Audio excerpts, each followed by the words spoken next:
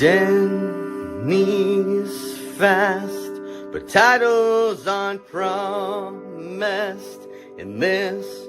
How can you win?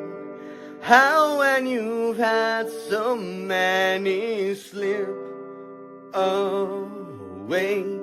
But watching you win on Sunday, all of my doubt suddenly went away somehow.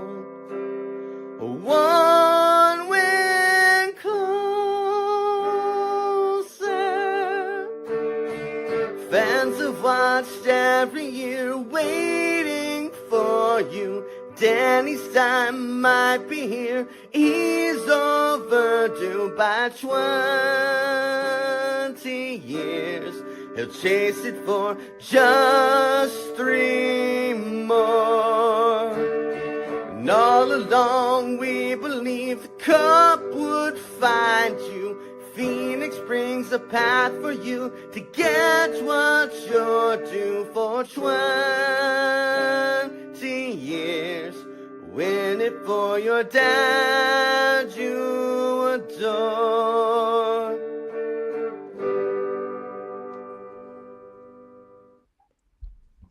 Welcome on in, ladies and gentlemen, to another edition of the Frontstretch Happy Hour program. I'm your host, Mr. Bryan Nolen. Like we are joined by every single Tuesday, I got my compadres here with me taking a nice sip of probably some classic Coca-Cola. Mr. Dalton Hopkins, was that correct? Did I get that correct? Or is it Coke Zero? Coke Zero. Oh, hey, brother! Right here, my there man. There it is. God, my man. The other half of the trio that we see every Tuesday, Mr. Michael Massie. And Massie, how are you, bud? I'm good. Coke's getting all this free pub from us. Why don't you come on and sponsor us here, Coke? Come on now. I mean, yeah, for sure.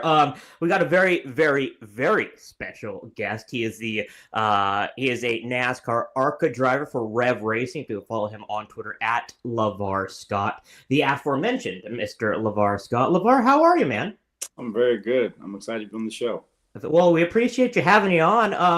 I feel like it's so close and so close and so close, and you're cutting down the door, but you can't get that elusive victory. So I mean, does it feel like it's just like deja vu over and over again? AKA, when are you gonna win your first career race?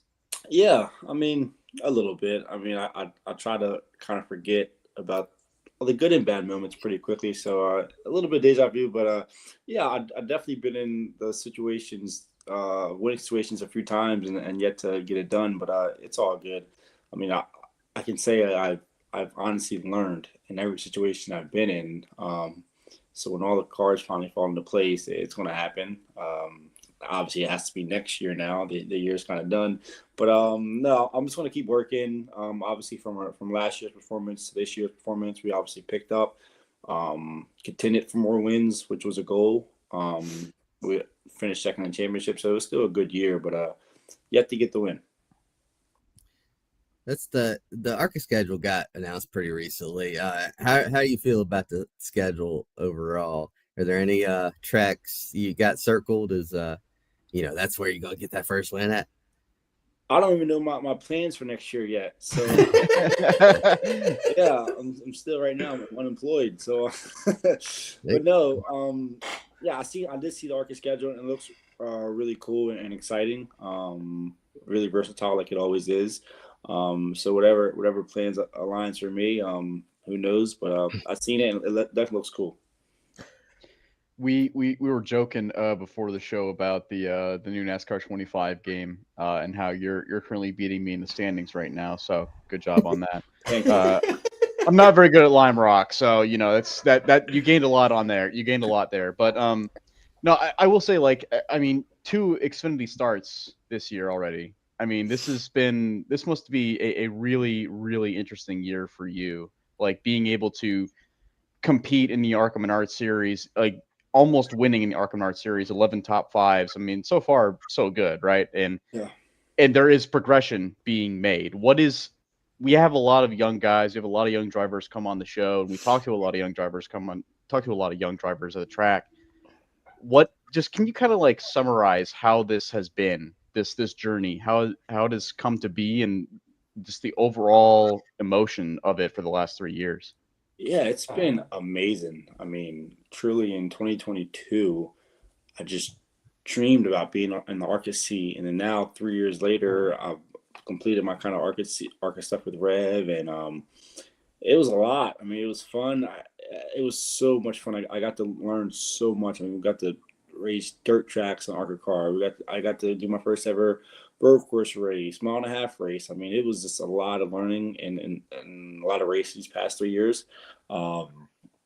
Personally, I think I've become so much of a better driver. Just kind of being more relaxed. I know these last 3 races in ARCA race, I didn't show that, but before that, I think I was really consistent and just relaxed. Like, I mean, there would be situations that I think I could have put myself in that weren't going to be good, and instead of trying to rush it and fight for position, I just let it go and I can get it later in the race. And that just took time, being comfortable and learning and knowing kind of how these races play out. So it's been amazing, and I'm very, very grateful I got to do that these past 2 years with Rev. How different? Oh, Massie, go ahead. Sorry, buddy. I was gonna say, like, getting to do those Xfinity starts, how much of just like I don't want to say like a culture shock was it to do those races where ARCA, there's kind of a wide gap for like the competition For level, sure. where For Xfinity sure. is much closer, Yep. and just like everybody's pretty good in that series. Just So how was that was definitely the main thing for me. Is like, it wasn't.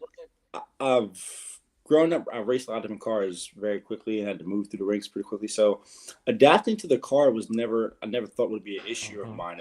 And never like that's why, like, second lap of practice, we were third on the board. And we ended third practice at Dover, my first time there. And it was really cool, and like, wow, we actually did that, but it wasn't shocking, because I mean, that's what I feel like I was always capable of doing, is kind of adapt to that situation pretty quickly. The thing for me was the racing of it. Like you said, ARCA, I mean, the top 8 cars could be close, but you still have the top 2 that's kind of out there. You could race with 3rd and 4th and 5th. Who really knows on the week, or that wherever track you're at. Whereas in the Xfinity car, every lap you're racing somebody, whether it's on offense or defense. I mean, if you're trying to put somebody in dirty air, somebody's putting you in dirty air, how to pack air. I mean, there's so much going on. And for my first race to be at Dover, it's a pretty it's a pretty aggressive track for your first race, for sure. It's definitely a lot going on. So that was the one thing that I had to kind of learn and adapt to really quickly. But once I got that, just kind of being patient still and just looking at the car ahead. I mean, not really worried too much about the car behind me, just looking at the car ahead and trying to get that position. I think it helped me a lot. And once we went to St. Louis, I obviously was able to finish top 20. It was just really good. And it was never the car that was going to be the issue. It was just learning how to race was going to be the issue. Joined by Lavar Scott here. That was kind of my question. Is the biggest difference between going from an ARCA car to an Xfinity car? So I'll pivot a little bit. You mentioned your debut race was at Dover. Just walk us through a lap there, because I've heard it's like going through a roller coaster when you're coming off 2 and then you go through that going down. Was that the case for you? And then just what was that like? Yeah, so Dover is intense. Dover is one of the definitely most intense races on your body on the schedule. So you're going into 1. It's definitely like a home, and it's really easy to overdrive it, but really easy to underdrive it. So you're trying to find that fine line pretty quickly. But you can feel it. Once you feel it, and your car kind of sits there, and you can feel the right rear start to be yawed out. You feel you get on the gas some, and it just starts to carry around the corner. It's a really weird feeling, but when you do it right, it feels good. So you know how to hit that mark. It carries you off of 2. You feel like it unloads off of 2 because it's kind of going back up the hill. You go into 3, and 3 kind of wants to just shoot you straight. Like, it doesn't want to help rotate the car because it's kind of a longer corner, or not longer. It's just the way it is. Once you set into 3, it just shoots you up the track some. Some guys like that. Some guys like to back up the corner, run the bottom. I kind of like the diamond line a little bit, so I kind of drive in a little bit deeper, let it wash up some, turn down the middle, and get a good run off. The wall comes at you pretty quickly off of 4. It's an intense track, and racing in it and then making a qualifying lap. It's a lot going on. But once you feel it and have the right feeling, and you know the lap times are good, you kind of chase that feeling every lap, and it doesn't make it too difficult. I know you talked about it earlier, and Massie brought it up, but we watch these ARCA races, and we go to like a track like Kansas or something, and like the top 10 is separated by about 10 seconds. Yeah. Right. It's just so spread out. You go maybe about 30 laps of just not seeing anybody or not passing anybody. And then you go to a track like Dover for an Xfinity race where the racing is a lot tighter. And you just mentioned that Dover is very not, I don't know what was the, I'm sorry, what was the word that you used? Intense. But yeah, it's intense, technical. Yeah. Yeah. And you go to a track like that. So my question is, as somebody who is a race car driver, who is obviously competitive and does this for a living, is it more fun to be in a series where you do have to fight for a position almost every single lap? 100%. I mean, that's why I love it. I love that rush, that feeling, knowing if I mess up, you're going to lose 5 positions. Let's go get it again. I think it keeps you on your toes. I think it's easier to mess up. It really is easier to mess up when there isn't nobody around you. You're just making laps just because you're trying new things to work right. If I know a car is 7 seconds ahead of me and there's nobody around me, I'm just naturally trying things to go catch that car and be faster. And it's way easy to mess up. But if you're racing with cars around you, it's a lot more going on. You're way more in tune with what's going on. And I love that feeling. Once we got to later in the run, we were racing really aggressively at St. Louis. It was one of my friend's race of the year because I get to run the top, run the bottom, find different things that work. And every lap you're thinking about something and trying to catch the car and pass the car. I much rather that type of racing than when it's spread out. It's not fun for me. It's not fun for the fans. So I definitely enjoy just a lot going on every lap. I was muted. My bad. We got a question on our YouTube from the Stig. He says, "How do you put appearing on the NASCAR 25 video game on the resume exactly? That has to count for something." So I mean, not bad. How do you put that on your resume? Yeah, every time I've been talking to different team owners for next year, I tell them I'm in the game, so I must be good. No, I'm joking. No. I mean, we had Ryan Vargas on last week, and he's not in the game, so you are. So wow. Yeah. Vargas should have been the cover of the game, actually. I know. Think of it this way: Jimmy Johnson's not in the game, is he? He's not. No, he is. He is. He's like a 54 rating though. His rating is like it's Jimmy Johnson. He should have been the 100. I think your rating is a lot higher. I'm going to put money on that. How do y'all feel about the 90 though? The 90 rating, mine. You're 90? Yeah. How do y'all feel about that? That's good, man. I mean, it's not bad. I think. Look, some of the ratings are a little. I'm fine with 90. Skewed, I think. Yeah, I'll take it. Yeah, like I don't know that Byron should have got the 100. Like I think Larson should have got the 100 probably. Mm-hmm. Larson or Blaney. Yeah. Denny Hamlin. Denny. Yeah. Or Denny. Yeah. But no, to answer that question, it does feel really cool. Growing up, I was big into 2K, big into Madden. And then I was really big into World of Outlaws 2002. Love that. I mean, love that game on PlayStation 2. That was my game. Yeah, my man. And so now I'm playing that game now. I'm a driver myself in a NASCAR game. It's really weird to even think about. It's actually happened. But no, I love it, and I played it 2 nights ago, and I got my first ARCA win, so I am a winner now. It's good. It's good. I love it. I think you got like 3 wins in my current career mode right now. So you are an ARCA winner. You are an ARCA winner in my heart. Awesome, thank you. Shout out to World of Outlaws 2002. Oh, yeah. Man, That's a that was a good game. So did y'all know that game? Oh yeah, I played that game a lot. I played that game religiously when I was a kid. No, 2002. The big one that year. I think that was Dirt to Daytona. That was my favorite game from like back then. What about Outlaws? Okay. So you did those races for Alpha Prime, and Tommy Joe Martin's. He's a friend of the show. He's been on before. We love TJM.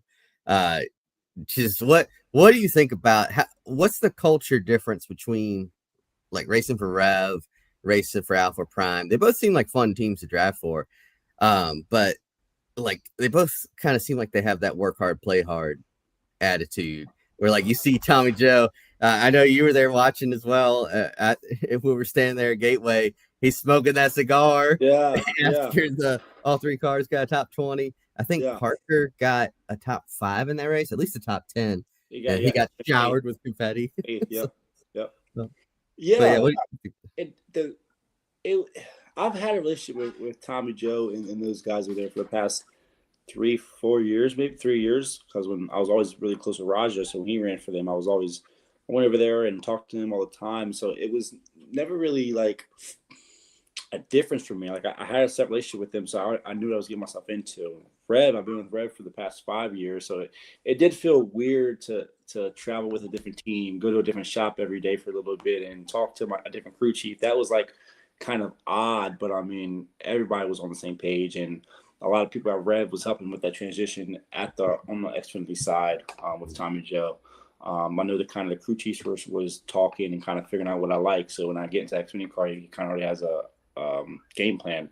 So they made it super easy for me, and I think just having a relationship with Tommy for the past few years really helped out. When I went to the shop, I've seen the guys 1,000 times to the racetrack already and talked to most of them. So it was simple. It was nothing that I even really thought about. I just went and kind of did what I had to do, and Rev helped out a lot and made it simple for me.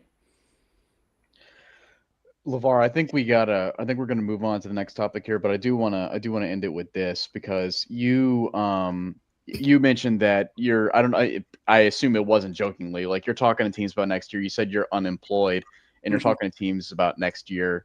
Can we expect? How confident do you feel that we're going to see you do more racing next year? Can we expect to see you maybe in NASCAR and one of the national series next year? Yeah, I'm very confident. There's one goal that I have in mind, and I'm working at that goal every single day, and it's looking bright right now. So I'm confident, but you never know what can happen. But I'm definitely confident, and it's a good chance. Alrighty, let's dive on into our second topic of the evening. Mr. Dalton Hopkins, we had a wild race in Las Vegas on Sunday afternoon. Well, Sunday evening for the East Coast peeps, Sunday afternoon for those in the Pacific time zone. And it was an emotional one. I think it was more emotional than we expected. Denny Hamlin wins race number 60. Very emotional over the radio and then on TV as well as radio. I think you wanted to talk about that.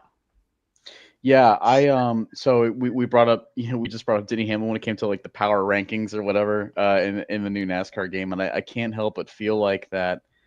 I saw a tweet that came out a couple days ago. It was Sunday night or something, and it said that Denny Hamlin, I don't remember who it's from, so forgive me on that one, but it says something along the lines of that Denny Hamlin is like the main character of 2025, and yeah, that feels so fitting. That's a great description, because think about what he has had to go through this year and the playoffs alone. I mean, think about like the last 3 weeks. I think about what he had to go through last week at the Roval when he got dumped, and now he finally gets win number 60. And of course, there's things going on that are behind the scenes.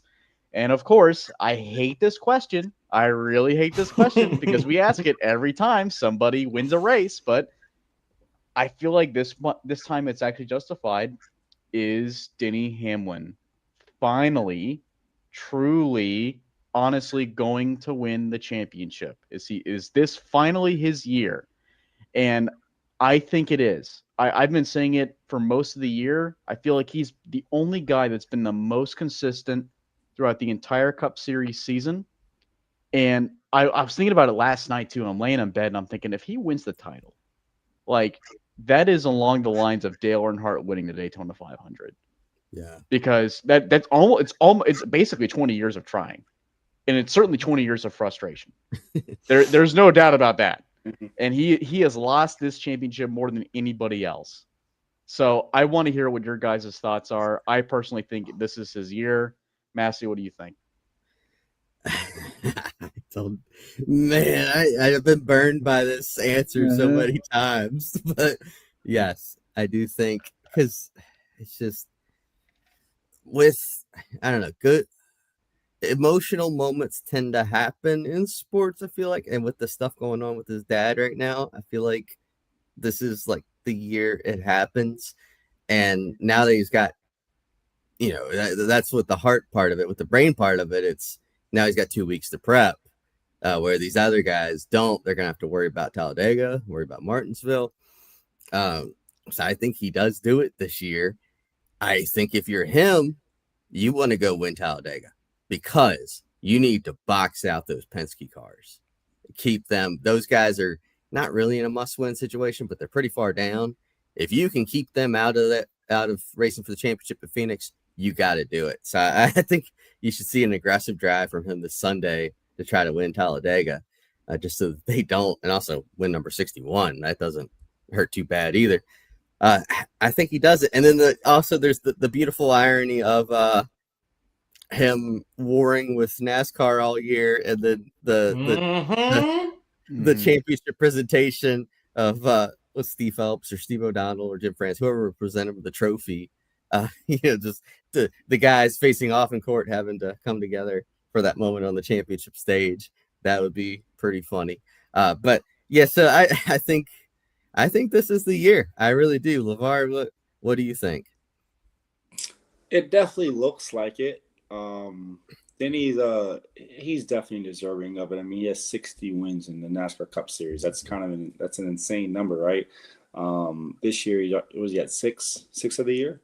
Yes, 6. Yep. I think SVG has 5. Yeah. Yep. Yes, he's got the So most. he has the most of the year. I mean, Denny. I mean, it's bad to say this. I'm a Chevrolet driver, but Denny, he does the most for the sport. I mean, he races on Sunday. He does a podcast on Monday. He owns a different team that he's in meetings in all week.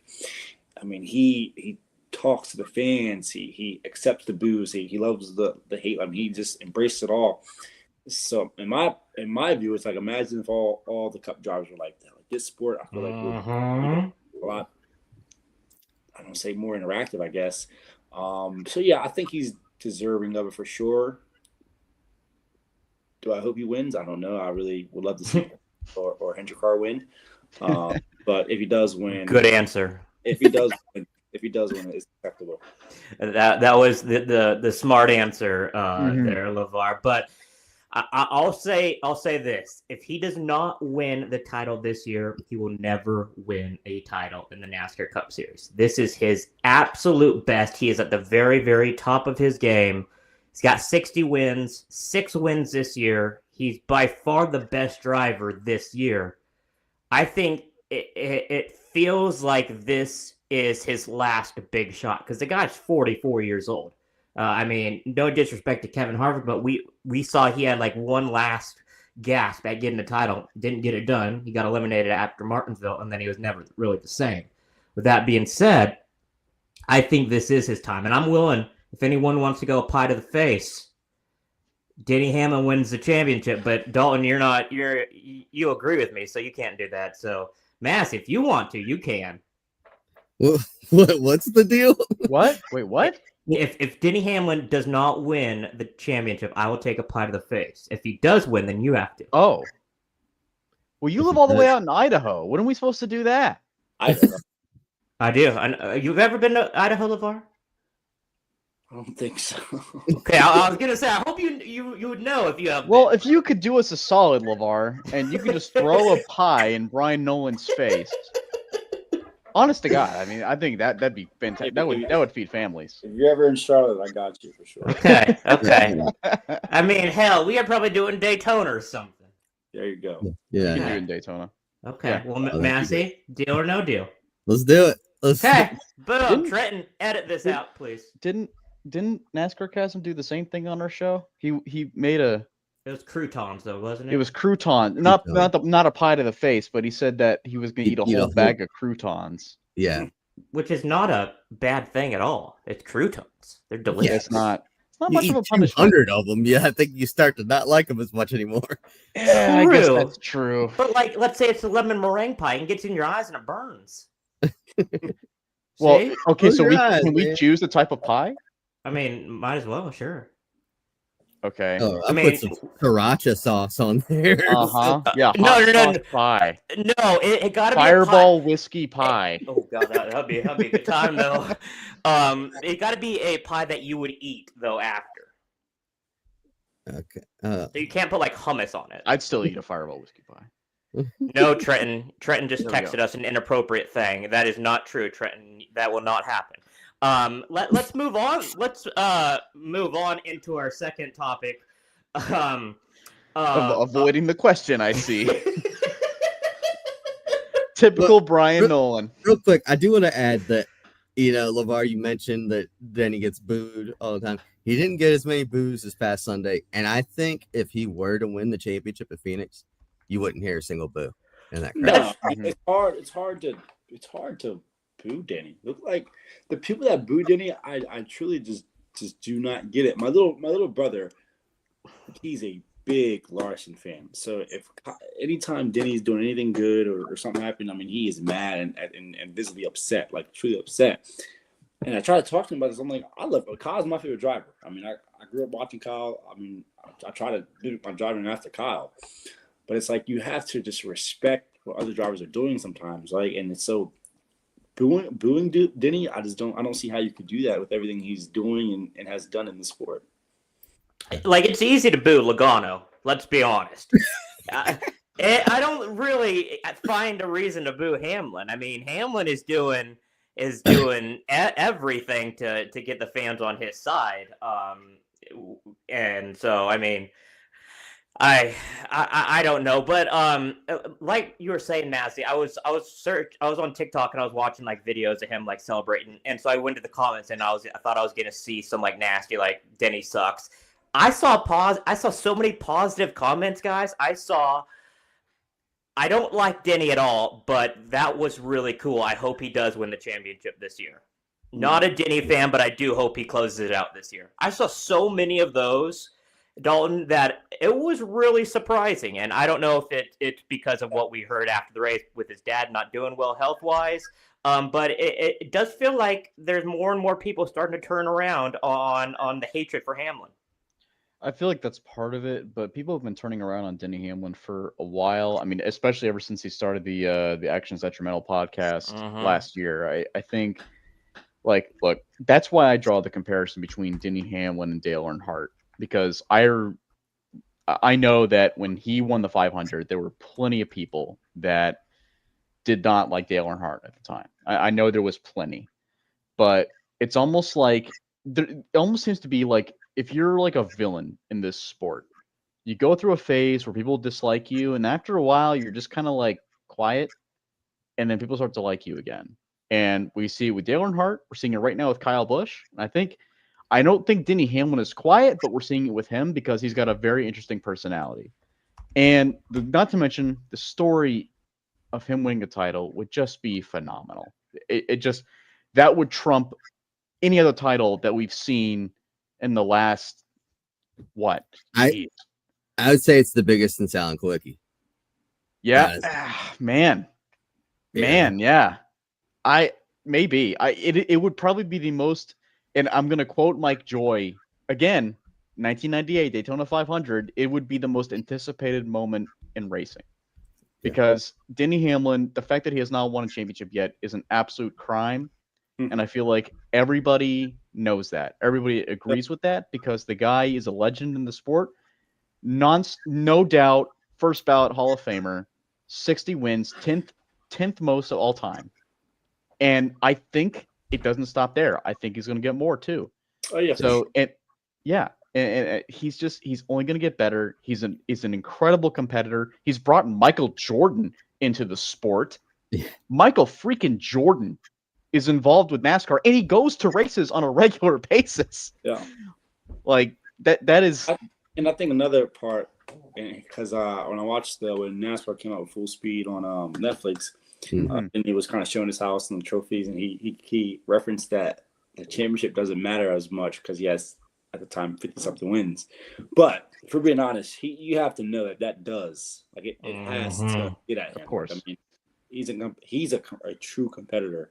So it has to, like, like, it doesn't define his career. Like, he's had all the wins and the success. I mean, the 10th most winningest driver in NASCAR, obviously, but just still missing that one mark is like, a champion is still a champion, right? Like, would I rather win an ARCA race or win the championship? I don't know. But Denny's already won 60 Cup wins, so now he's just trying to get that championship. So he has to think about it, and no matter what he says that he really doesn't matter to him, it definitely matters. So he's going to be fighting hard for this one. Also, his dad, remember in that Full Speed show, they showed his dad has like cigars from Michael Jordan in a glass case that they will break when he wins the championship. So how cool would that be? Like, while his dad's still here to break that and pull those cigars out. Like, that would be really cool. So yeah. Go ahead, Brian. We don't play favorites in the media, but holy God, would it be awesome! I like the best story, and Denny Hamlin would no doubt be the best story. You literally finished my sentence for me. Steve Phelps giving the trophy to the guy that is suing him and his company. Absolute chaos and absolute perfection that would be in the desert in about 2.5 weeks. Last but not least, the Stig wrote, I don't think anyone has played the post-COVID media game better than Hamlin. All of this talk about people wanting NASCAR as drivers to show personality. And here we are. He's not wrong. He is very I completely agree with that. With that being said, let's move on to our next topic of this evening here. If you're just joining us, the Frontstretch Happy Hour program, we're joined by ARCA Menards series driver, Mr. Lavar Scott. It looked like a guy that was going to clinch his spot in the championship for was William Byron until he absolutely in wildness occurred. Mayhem happened with about 35 laps to go. 31, I think. 31, thank you, LeVar. Yeah. Michael, William Byron got into a little do-to-do with Mr. Ty Dillon. You want to explain? Yeah, it's really kind of hard to explain. Ty was, he was pitting later in the cycle. The cycle had already wrapped up, so Byron wasn't expecting anyone to be pitting. And somewhere in there was a communication issue, whether it was Ty's spotter didn't communicate to Byron's spotter or Byron's spotter didn't communicate to Byron. Somewhere in there was an issue where Byron had no clue the 10 was pitting, and just, that contact then, that was a hit. And I think it's awesome that we're joined by a driver on this show, because LeVar, I think, you have more experience pitting than any of us on here combined. Probably ever will. Yeah. So, where do you think the breakdown was on that? From what you've seen. Truly, about an hour ago, I was just watching a different podcast, and they were talking about it, and I was trying to put myself in the position on both sides. Like, obviously, if I'm Byron, there's not much I could do. There's not much he could have done differently there. It's just the rate of speed that they're going. It's impossible to say that much. And then I think he thought that he was just braking, or maybe he was spinning out. I didn't like he was pitting because he went up the track some off the bottom. So it was a weird situation. So if I was Byron, it's just not. I couldn't do anything differently there. So I don't know. And then Ty Dillon, he's just trying to pit the car. And at that point, I think I heard that he was a second half off. Obviously, tires are in bad shape. Car's not handling well. So he's just trying to pit the car. I don't know. Like, does he? I don't know how they have the mirrors inside the car. So I don't know if you can tell Byron is how, like, the distance of him. If it's enough to wave that he's pitting, or I heard that sometimes they swerve down the backstretch to let him know.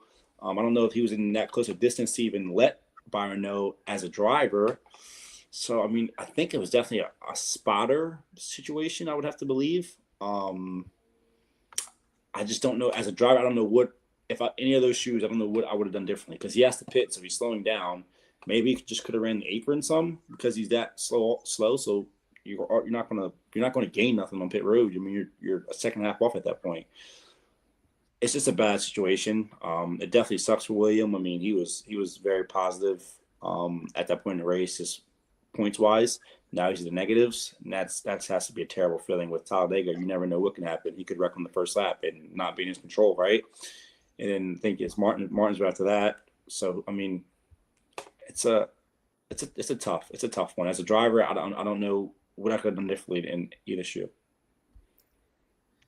Our producer Trenton, real quick, pointed out that SVG said I saw this like an hour ago. Yeah, SVG said the same thing almost happened with him and McDowell, and Denny said on his podcast the same thing almost happened with him and Bell. So it could be Vegas is like a trickier pit road to get onto under green, but the difference is that those guys were battling for position, so you don't really want to tip your hand that you are pitting. Whereas Ty, if he's not on a lead lap, not really racing for position, just kind of have a bad day. He could have ran the apron. Yeah, you're not wrong. He could have ran the apron. You're not. What is he? What was he last at that point? Yeah, it was a bad day. It was a very, very bad day for him. Just 31 laps left. I would say run the apron, finish it off, and you're not going to go out there on pit road and gain positions. It's just not going to happen at that late in the race. So it's definitely not on William. Someone else has that miscommunication or needs to relay something better to whoever it is. I think I have to agree with the idea that it's just a miscommunication between spotters, because I remember, I think it was Ty Dillon who said to the media, to us actually, to reporters with us there, saying that, his spotter said that they already alerted William Byron's spotter and saying that they're gonna pit, and they said, okay, yeah, we know that. And Ty Dillon thought, okay, we know that I know that he knows that I'm going to pit. So there's not really a reason to wave the hand out of the window. And to your point, like, William Byron was so far back that he probably wouldn't have seen it anyway. Exactly. So I don't really know what else Ty, run under the apron. Maybe that fixes it. I agree with that. That does fix it. But it's like, at the same time, like, you think in your head. Do that? No. Yeah, no. And in your head, you're thinking, like, William he already knows that I'm going to pit, so I'm just going to do my usual maneuver here. And clearly what we saw. So you can't blame William, but I don't know if you can put too much blame on Ty either, because William said that he wasn't alerted. He wasn't told. So I think it's a spotter thing. And I hate to say, it's one of those racing deals, but it is a miscommunication thing, and there's not really much you can put on Ty or William. Both those guys are very well experienced. They have a lot of experience in the Cup Series, a lot of experience in racing in general. By the way, we brought up Shane Van Gisbergen. Massie, you brought him up. He he replied to Jeff Gluck because there was a clip out there that SVG barely missed Michael McDowell, and Jeff said if you listen to the audio or if you watch the clip, you can hear him screaming in the car. So here's what SVG said in reply to Jeff Gluck. Jeff Gluck said, "I missed on the initial viewing of this that you can actually hear what sounds like SVG yelling over the sound of the engine, not on the radio." And SVG replied, "I shat myself." Almost went low before hitting the brakes. Not me yelling. I think it was another spotter in the background. So it wasn't just a Ty Dillon thing. There were multiple drivers that had issues with that at Vegas. So, I mean, geez, when it happens more than once in the same race, where do you go from there, you know? It makes it all more okay that he declined to comment after exiting the care center because, he probably had to change the drawers. So I honestly, I get where he's coming from now. The thing is, he let's just say he walked past me really fast. But it's just like situational awareness. Sure, I know you're going really, really, really fast, but like you could have through the backstretch, you could have had your hand out, and then maybe his Byron spotter branded lines could have seen it earlier and then alluded to that. Other than that, I mean, it's it's so frustrating. It feels like I in one of our Slack channels for Frontstretch, we had it's kind of like if like a Cleveland Browns running back entered in one of the NFL playoff games and ruined a defensive lineman's day. Like it's just you're creating a conversation, you're creating a storyline that didn't need to be had. It's great for us. It's fantastic because that changed completely the entire race. Because it set up a restart, and then it set up a crash, and then it set up pit stops, and then it set up just mayhem and an incredible drive by Denny Hamlin. But it did not need to happen. Ty Dillon, like Lavar, like you were saying, he was almost last, if not last, having a terrible day, and then this happened, and now for William Byron. I mean, Lavar, if you were in his shoes, how would you race Talladega? I think you're 12 down now from the points. How would you race Talladega? 15. Okay, how would you race Talladega if you were 15 points down compared to like plus 25 or something above? I think in William's case, I mean, William has led laps at Martinsville for I think almost all the time he's been there, right? He's always really good at Martinsville, if I'm not mistaken. So I think Talladega, if there's a chance that maybe a fuel situation where you could win, but you can run out of fuel with a few laps to go and lose all your points, I would think Williams needs to go have a good day. Just get good points at each stage, finish inside the top 10, top 5, whatever. It doesn't need to win. Just set yourself up to have a really good Martinsville race.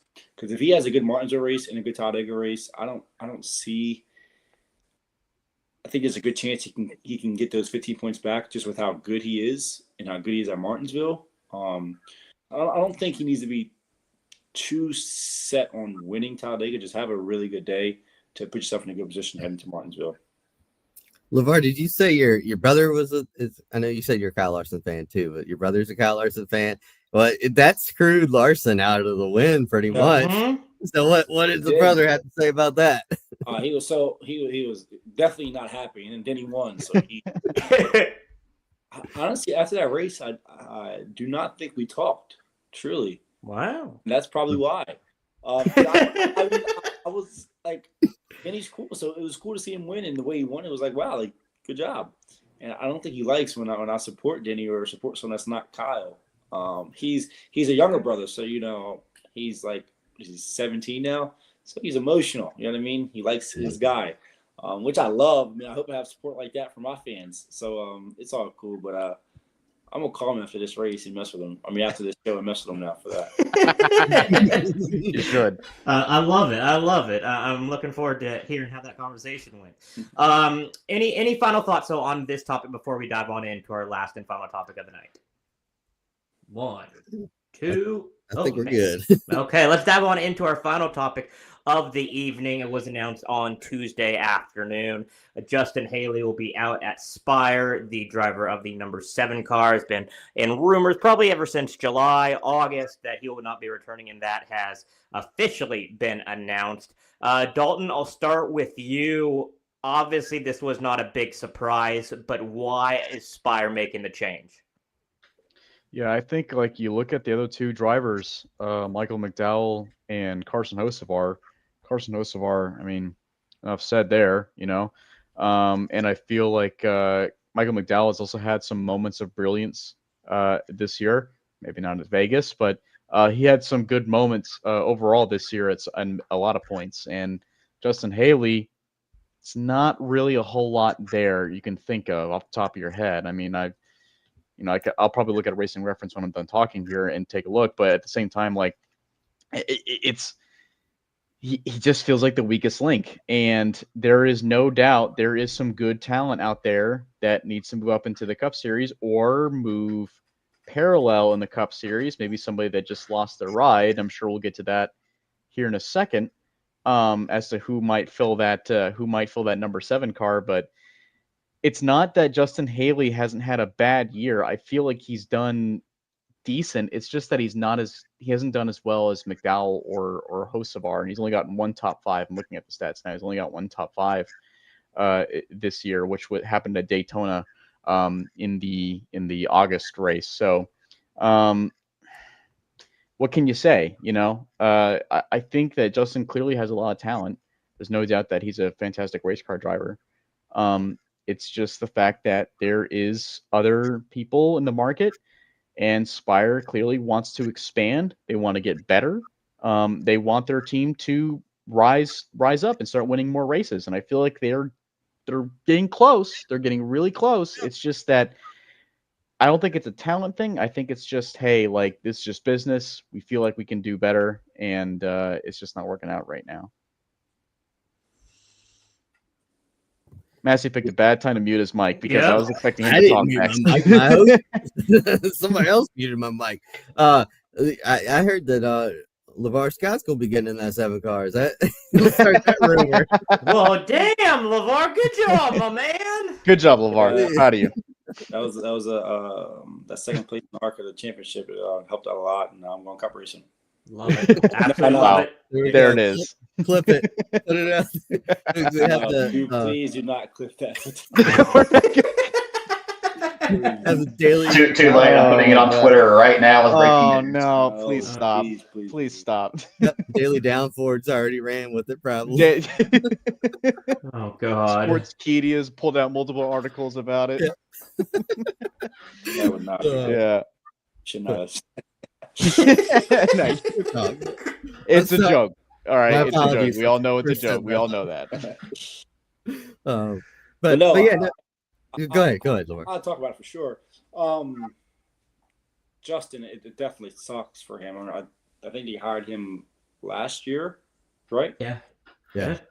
I mean, cup racing is so hard, and that's just from watching it, and not even from. I mean, I talked to a lot of the cup drivers. So I get a better sense of how hard it really is, and see what they do to prepare and how good those drivers actually are. So it takes time, right? And I mean, if you look at my years with Rev, if they judge me by my second year, my first year, I would not be with Rev right now at all. I mean, it's just it takes time to develop, and he's obviously had time and other stuff, but I mean, to really get in sync with your guys, I mean, he had multiple crew chiefs this year, multiple people working on the car, just different things happening. I mean, it's tough as a driver to go through all that. So I don't know what Spire's plan is. I mean, they're obviously really smart people over there and always have a game plan for everything, and that's why they become the team that they become in such a short period of time. Obviously, for Justin's sake, I just would have loved to see him have more time to really bond with those guys and have a set group all year and go to work and see. And every team has a weakest link, so I don't think you should just drop your weakest link every time. I mean, that's a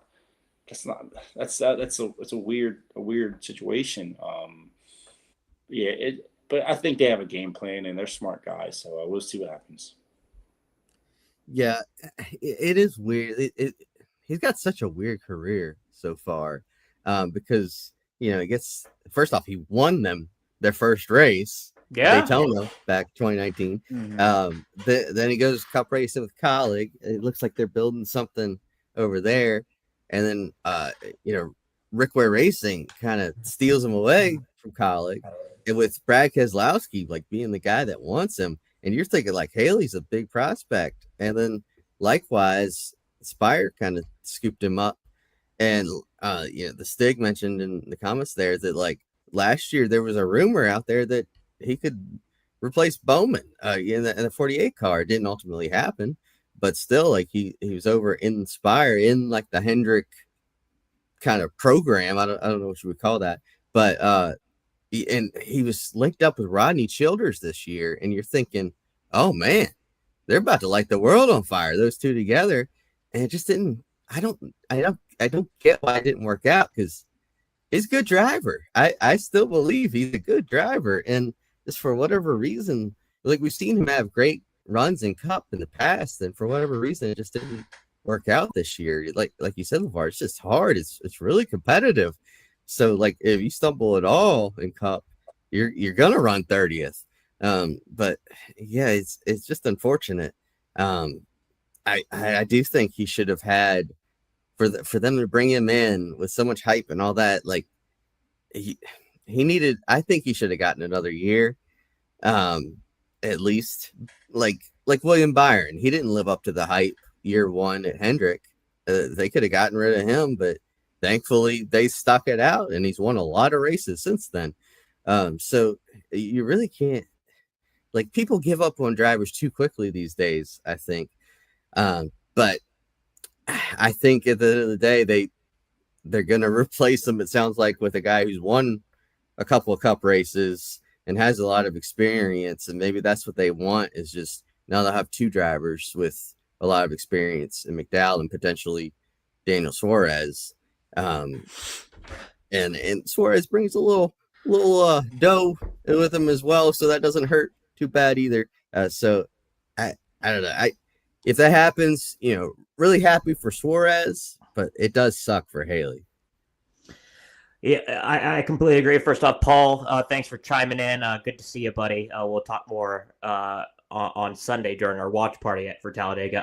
For me, though, I feel like they just want results, and they want results now. We've seen Hocevar battling up front. Michael McDowell has obviously won some poles, and he has been good at the super speedways.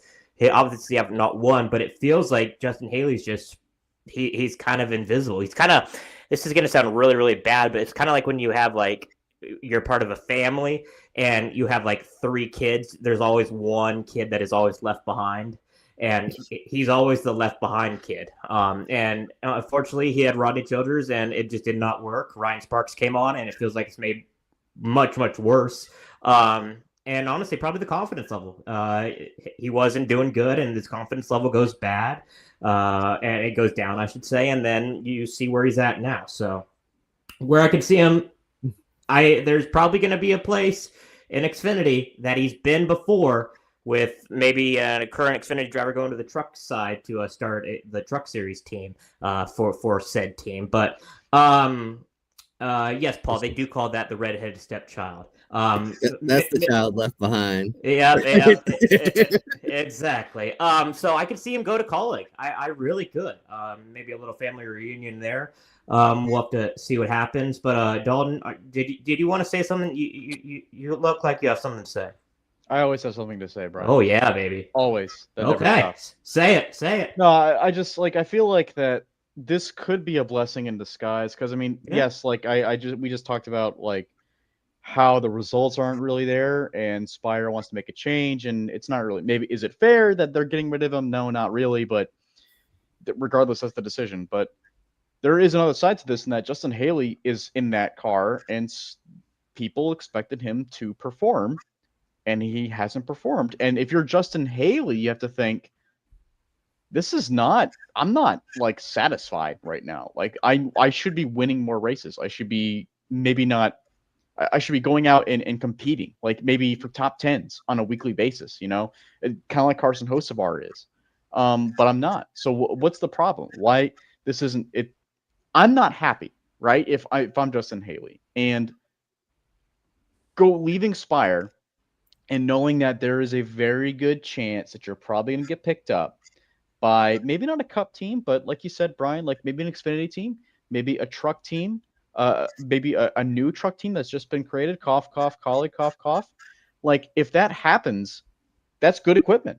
He's probably going to get good equipment, and he's going to be successful again. So is it that bad? Like, is it that bad of a thing? Like, actually, I want to hear Lavar's perspective on this, because Lavar, like, if you're a guy that, like, let's say you get a full-time ride in Xfinity, and then you have to go into the Truck Series and you're racing for a team like, let's say like a competitive Chevrolet team like McAnally or something. Like, is that, and you're going to win more races, and it's an upgrade from what the ride you have, whatever ride you had before. Is that better? That's the train I ride. I mean, that's what I'd much rather. I'd much rather be in a situation where it might not be as high of a series, but you're winning. The way I put this is, if I was the next Xfinity driver racing for a mid-level to a team, a backmarker team, you're going out there and you're fighting for 25th and 23rd and 20th. It's hard to get your name out there and get that recognition to get on those better teams at some point down the line, when that's what you're fighting for, right? Because the TV broadcast is always showing the guys up front. It's always talking about what they're doing and how they're running, right? So it's hard to gain that respect. I mean, there are, I think almost every driver in the Xfinity field is really good and really talented. but it doesn't get talked about enough because they're just not running up front with the top guys because that's TV's not showing that. So I'd much rather be in a lower series running up front and get those rides. I mean, look at Butterbean, dominated ARCA this year. Mm-hmm. He can go get a top Xfinity ride if he wanted it. He can go get a top truck ride if he wanted it. He's in his class. He's dominating and winning, and I think at that point, that's people see that and want drivers that can do that.